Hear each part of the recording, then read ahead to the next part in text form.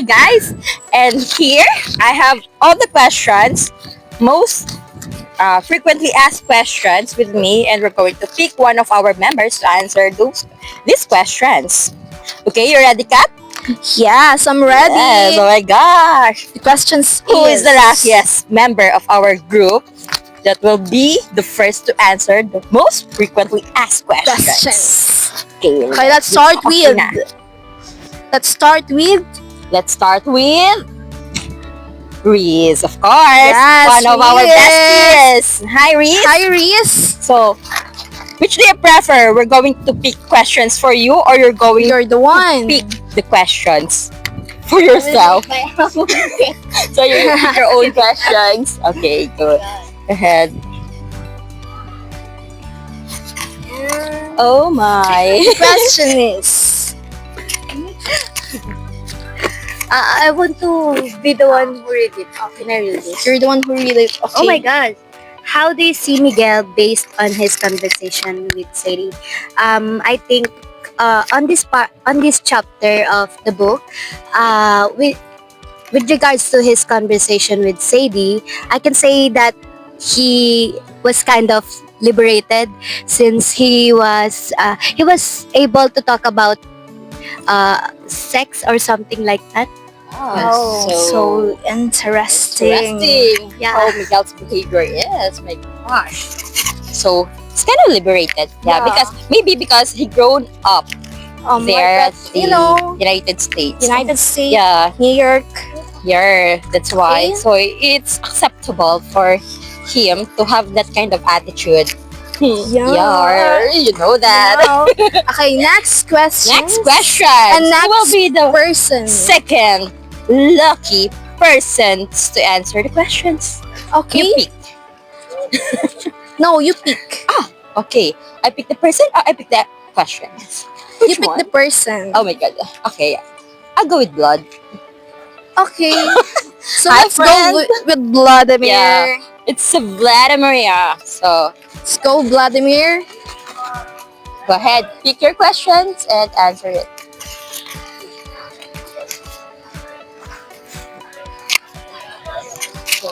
I'll be the one to read your question. Oh my. You're sure? You're serious?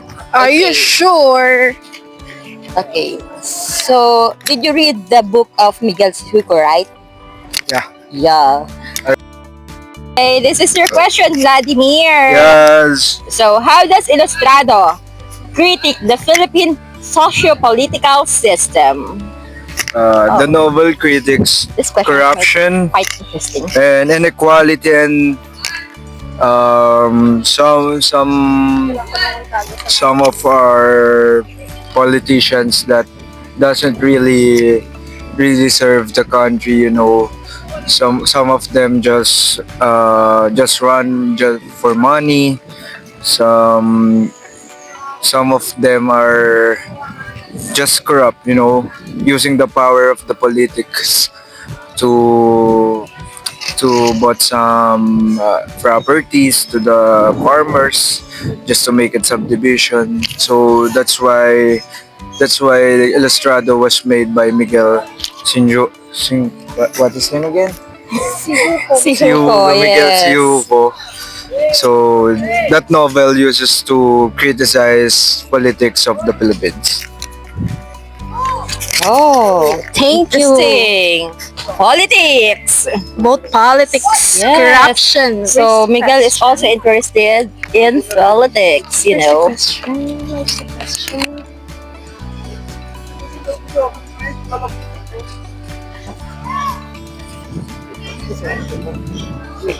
Okay. Okay. Now we'll go to the third questions. Hi guys, you still up?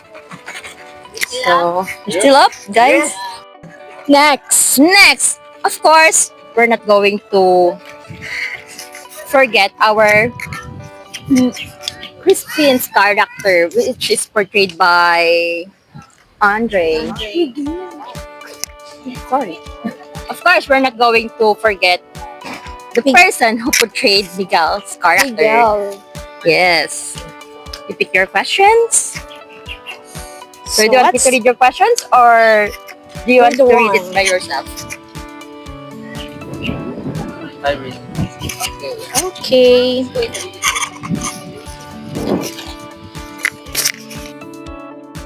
What role does Miguel investigation into Crispin Salvador's life of writings play in uncovering the themes of identity corruption in this chapter? Oh, quite interesting. I think Miguel I is think in really this into the chapter politics, serves right? as a tool for uncovering the deeper themes of identity and corruption by piecing together fragments of Crispin's unfinished manuscript and exploring his personal history. Miguel's unravels not only the mysteries surrounding Crispin's death but also broader truths about the Filipino identity. Through this process, the narrative connects individual struggles with national issues, emphasizing how corruption and the loss of cultural heritage affect both the personal and collective psyche. Oh, okay. Thank you very much for your very different answer. Oh, it falls. False. False. Yeah. False, sir.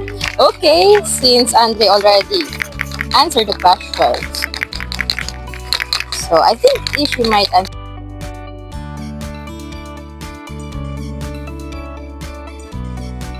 Okay. How does the interplay between the excerpts of Crispin's works and Miguel's narrative deepen the reader's understanding of the character's struggles with belongings and legacy?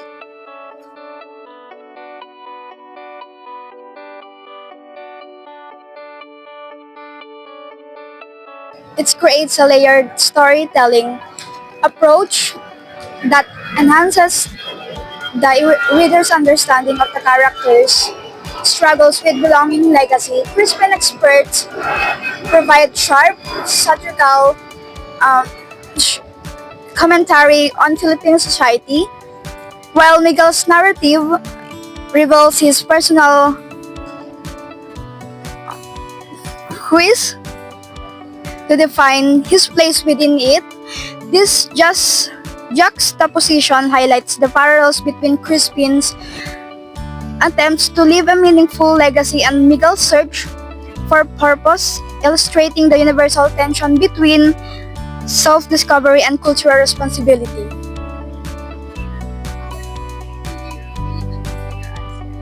Yeah. So, yeah. Thanks. Nice to hear that.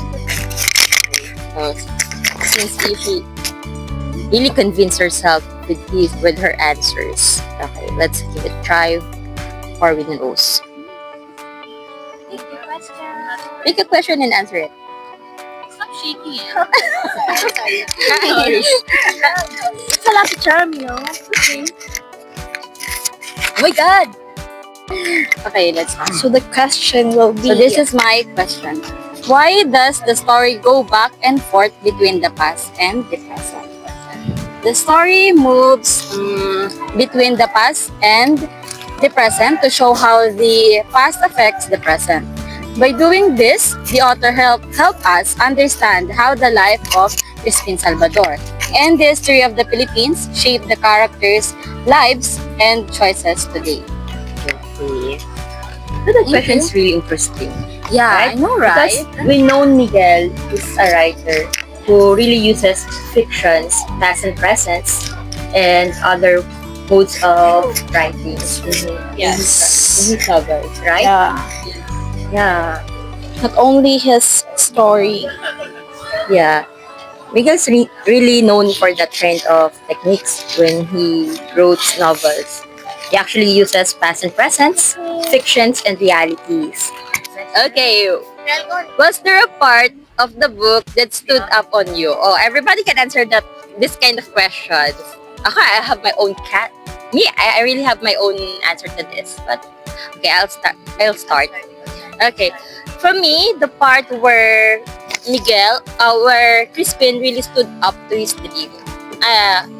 In that part, I guess it's in the chapter 4 wherein he really stood up to his dreams.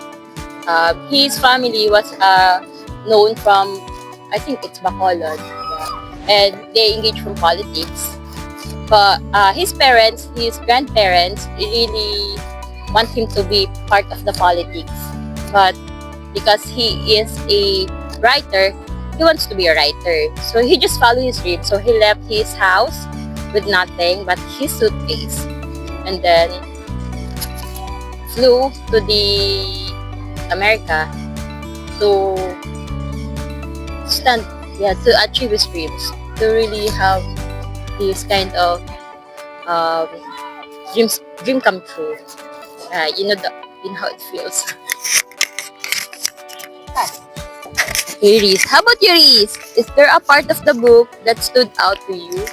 I think the most striking part for me is the part where the revolution happens, because uh, in today's time it's still evident we will not achieve this freedom if not for those people who fight for our freedom, like the freedom of press, freedom of religion. Yeah, so that part really strikes me. Okay. What do you mean? Okay. I think it was in chapter 5 where Miguel discovered that he had a daughter with Anais when they were together. I think that was the one that stood up. How about you, Ishi? You know that? You think the whole book really stood up to you? That's why you can pick a specific part, right? How about you, Meg? You really likes the book. Yeah. I think it's when Miguel was searching for the people involved or surrounds Crispin to gain or know more about or know more information about Crispin's life. And How about you? How about you? Was there a part of the book that stood out? For me, I think it's when Miguel realized that his family has the peace that he's finding too, and he came back for them and stay for good. For me, I think the most highlight story or scene or sus story.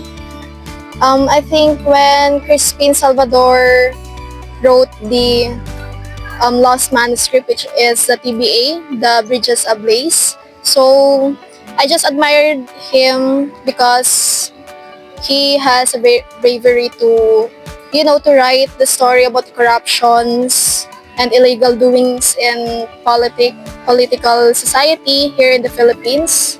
So yeah, I think that's the most highlighted story, I guess.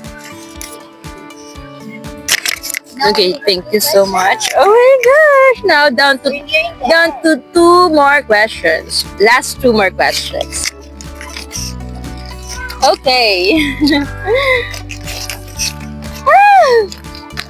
You're excited to this question. This is so easy.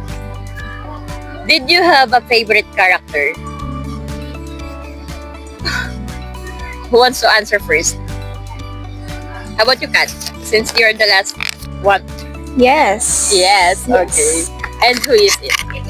I guess Crispin Salvador and also Miguel. Oh, The both, protagonist. yes. Okay. So, why Crispin Salvador? Maybe because of his resilience and bravery in writing stories, The Bridges Ablaze and other novels. And then, why Miguel? Because he has the courage to, to find or to find the mysterious death or the one who killed Crispin Salvador, and their Past stories, you know, Their friendships. yes, their friendships and their family stories, you know. Yeah. The thing that they went through. Okay, how about you, Andre? Do you have a favorite character from the book Ilustrado? No, I don't know. You don't- Oh, you don't have. you like all the characters? Yes. Can you give me 3 characters? Just Miguel Crispin Sad. And you? How about you? Also Miguel and Crispin. Miguel. How about you, Ishi? Miguel and Sadie. Miguel and Sadie. Oh, love teams. For me, I Yeah, think it's ikaw. Madison. Madison, yes. I don't have an explanation. I think mine is Crispin Salvador because I like how his brain works. Yeah, it's so brilliant. Yes. So brilliant. Miguel. Ah. Me, I also go with Miguel. It's only Miguel. Yeah. Okay. You're ready for the last and final question. So, it's not really the final. What's the last questions that we have here? So, what role does the structure of the novel play in its storytelling? Go ahead. So, the fragmented, multi-layered structures of Ilustrado mirrors the complexity of Filipino culture and history. The novel incorporates different forms of writing such as experts from Crispin Salvador's works, entries, and interviews, and personal narratives. This mosaic approach blurs the lines between fact and fiction, echoing the uncertainty of truth in historical and personal accounts. It also forces readers to actively piece together the story, reflecting the fragmented nature of national and individual identity, rather. Okay, thank you so much, Ishi. So, you mentioned that the story was fragmented, multi-layered, right? So, this is my final question. Do you recommend the novel of Ilustrado of the to the Philippine literacy or literary Or to the students to students? read the Ilustrado. Why or why not? Why and why not? So who wants to answer? Since you mentioned the multi-layered, so you mean multi-layered, there's a different modes of writing it, Yeah. structures. Who want to answer? Wants to answer? No. How Would about you recommend? I think I would definitely recommend it because as the host said at the era, its structure is multi-layered.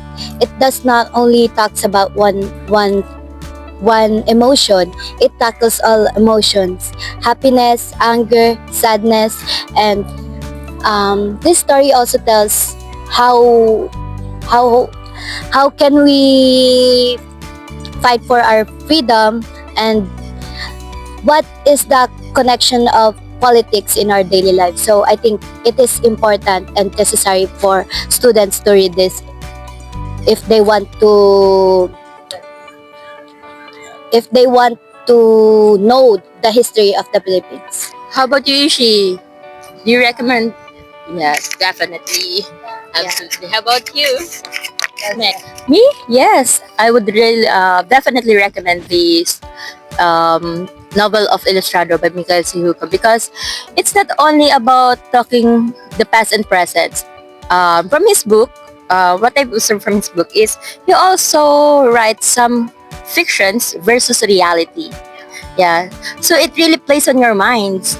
It gives you imaginations. It's giving a hard time to imagine what is really happening, because from past to present And then suddenly from fictions to reality, They right? say in a commercial, imagination mo ang limit. Yeah. Oh, you're so magaling. Okay. So that's all. We are done with our questions. Rate Ilustrado. I'd Do you rather- need to say the reason or not? Just numbers. No. Rating. Let's start with Alex. What's your rate? 8. 8 out of 10. Mine is 9.5 out of 10. Yeah. Mine is 8. Mine is 9. Mine was 9. For me, it was 9.7. Mine is 9.75. Okay. Let's be realistic. Me? I'd rather give 7. Yeah. Because I'm not really into novel. That's why. So I really appreciate novels. I really appreciate the art of writings. But then let's be realistic that yeah, most of my days I'm not preferences. I'm not preferred to read books for every day. So I'd rather paint or draw than reading it. Yeah. So that's my interest. That's my interest. Yeah, that's one of the valid reasons. We have our own wants, right? Preferences. So 7 is not bad. But I'm just being realistic. Yeah. Some students are not really into novels, so and I am one of them. So just give me this this moment to be realistic. Okay, so we're done with our book review blog, and I hope that you enjoy watching our book review from the book of Ilustrado by Miguel Syjuco. And we are the group 4. Bye!